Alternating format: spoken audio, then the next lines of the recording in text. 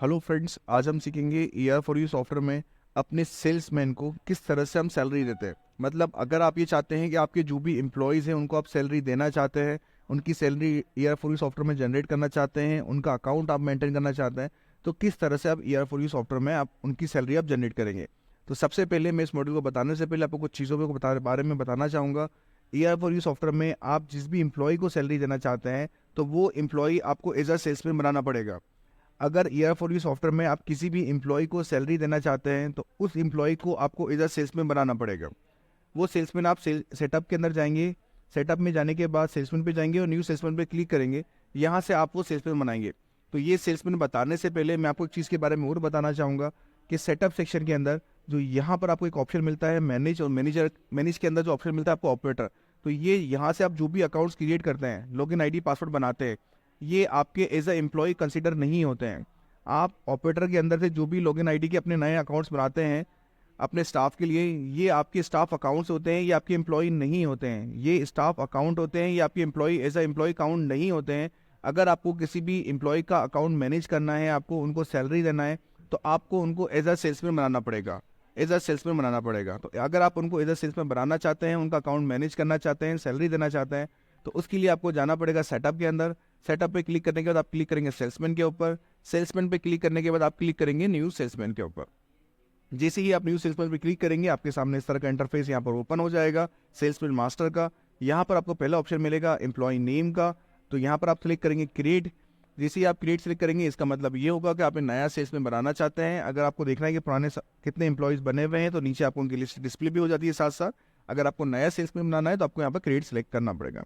उसके बाद जो भी आपके एम्प्लॉय का नेम है जो आप सॉफ्टवेयर में क्रिएट करना चाहते हैं, आप सपोज एक मेरा एम्प्लॉय है, उसका नाम है यहाँ पर मोहन नाम है, तो मैं एम्प्लॉय का नाम यहाँ पर मोहन यहाँ पर इंटर कर देता हूँ। एम्प्लॉय का कोड मेरा जो रहेगा वो मैं यहाँ पर फीड कर दूंगा। एम्प्लॉय का जो एड्रेस रहेगा वो आप अपने एम्प्लॉय का एड्रेस यहाँ पर डाल दीजिए।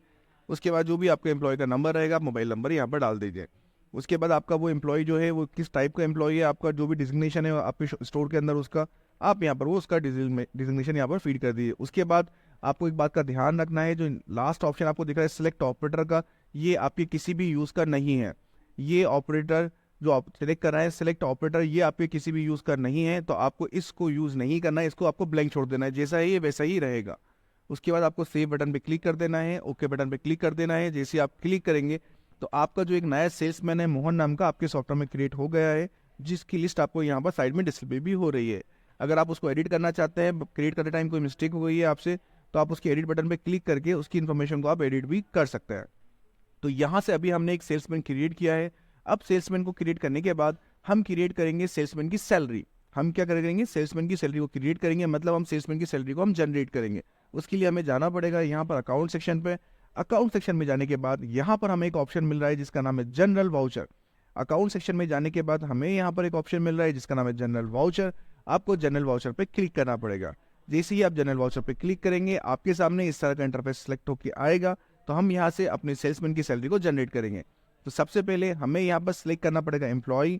एम्प्लॉय सिलेक्ट करने के बाद जो भी हमारे सेल्समैन हैं जो हमने सॉफ्टवेयर में क्रिएट किए, हम उनका नाम टाइप करेंगे, तो ऑटोमेटिकली उनकी डिटेल हमें यहाँ पर विजिबल हो जाएगी। उसके बाद जो भी सेल्समैन की सैलरी रहेगी, आप देख सकते हैं उसका टाइप यहाँ पर क्रेडिट है, तो हम यहाँ पर क्रेडिट के अंदर जो भी सेल्समैन की सैलरी है, सपोज 15,000 रुपीज़ सैलरी है, तो 15,000 रुपीज़ यहाँ पर उसका सिलेक्ट करेंगे। उसके बाद नेक्स्ट ऑप्शन होगा हमारा यहाँ पर डेबिट का। डेबिट के अंदर ऑब्वियसली बात है कि एक जगह अकाउंट्स में होता है, एक जगह डेबिट होता है, तो एक जगह क्रेडिट होता है। तो ऑब्वियसली बात है हमने पहले क्रेडिट में एंट्री करी है, तो हमें एक्सपेंसेस के लेजर में उसकी एंट्री भी सेव करना पड़ेगी। तो उसके लिए हम यहाँ पर लेजर सेलेक्ट करेंगे। लेजर सेलेक्ट करने के बाद हम यहाँ पर सेलेक्ट करेंगे salary to staff. Salary to staff हम जैसे ही सिलेक्ट करेंगे, हमारे पास इन्फॉर्मेशन यहाँ पर डिस्प्ले हो जाएगी।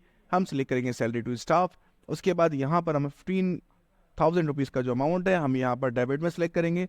तो इस तरह से हमारे मोहन के अकाउंट में 15,000 रुपीज़ की सैलरी का जो ड्यू है वो क्रिएट हो जाएगा, और हम यहाँ पर सेव करेंगे तो हमारी जो एंट्री है वो हमारी सेव हो जाएगी। तो इस तरह से हमारी सैलरी जनरेट हो चुकी है। मोहन नाम का जो हमारा सेल्समैन था, एम्प्लॉय जो था मोहन नाम का सेल्समैन एम्प्लॉय, हम उसकी में हमारी सैलरी जनरेट हो चुकी है। अगर हमें उस सेल्समैन को पेमेंट करना है तो उसके लिए हमें जाना पड़ेगा पेमेंट के अंदर। हम पेमेंट बटन पर क्लिक करेंगे। क्लिक करने के बाद पेमेंट मोड सेलेक्ट करेंगे। यहाँ पर हम वापस एम्प्लॉय को सिलेक्ट करेंगे। हमारा जो सेल्समैन था उसका नाम था मोहन, हमने मोहन का नाम सेलेक्ट किया। देख सकते हैं कि मोहन के अकाउंट के अंदर 15,000 रुपीज़ की जो हमने जनरल वाउचर से एंट्री की है वो एंट्री हमारी यहाँ पर डिस्प्ले हो गई है। अब सपोज मोहन को 15,000 रुपीज़ का हम पेमेंट कर रहे हैं, तो हम यहाँ जाएंगे, अगेंस्ट रेफरेंस को हम सिलेक्ट करेंगे। सिलेक्ट करने के बाद अगर हम चाहते हैं तो ओन अकाउंट हम पेमेंट कर सकते हैं, अगर हम नहीं करना चाहते तो यहाँ पर ओन अकाउंट अगेंस्ट रेफरेंस नहीं चलेगा, क्योंकि एम्प्लॉय को हम हमेशा पेमेंट करते हैं ओन अकाउंट्स के ऊपर, मोस्टली जो हमारा मैनेज होता है। तो हम यहाँ पर ओन अकाउंट हम सेलेक्ट करेंगे। ओन अकाउंट सेलेक्ट करने के बाद जो हमारा 15,000 रुपीज़ है जो हमें उनको पेमेंट करना है, वो हम पेमेंट अमाउंट जो है उनकी हम पेमेंट अमाउंट यहाँ पर उनकी हम एंटर करेंगे। तो 15,000 रुपीज़ का हमें उनको पेमेंट करना है, 50,000 रुपीज़ हम यहाँ पर फीड करेंगे। उसके बाद किस मोड के थ्रू हम उनको पेमेंट कर रहे हैं, कैश की या कार्ड के थ्रू, तो हम यहाँ पर कैश सेलेक्ट करेंगे। सेलेक्ट करने के बाद हम यहाँ सेव बटन पर क्लिक करेंगे और ओके बटन पर हम क्लिक करेंगे। तो आप देख सकते हैं अभी प्रीवियसली हमारी बैलेंस शीट के अंदर 50,000 रुपीज़ दिखा रहा था, हमने यहाँ पर उसका पेमेंट कर दिया है।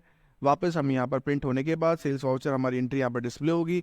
अब आप यहाँ पर देख सकते हैं कि हमने 15,000 रुपीज़ की जनरल वाउचर से एंट्री की थी, 15,000 रुपीज़ का हमने उनको पेमेंट कर दिया है, तो हमारा क्लोजिंग बैलेंस जो है वहाँ पर जीरो हो गया है।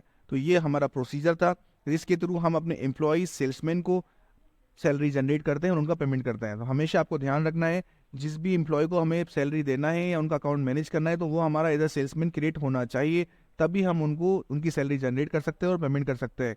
जो भी आप ऑपरेटर बनाते हैं लॉगिन आईडी और पासवर्ड, वो आपके सेल्समैन नहीं होते हैं।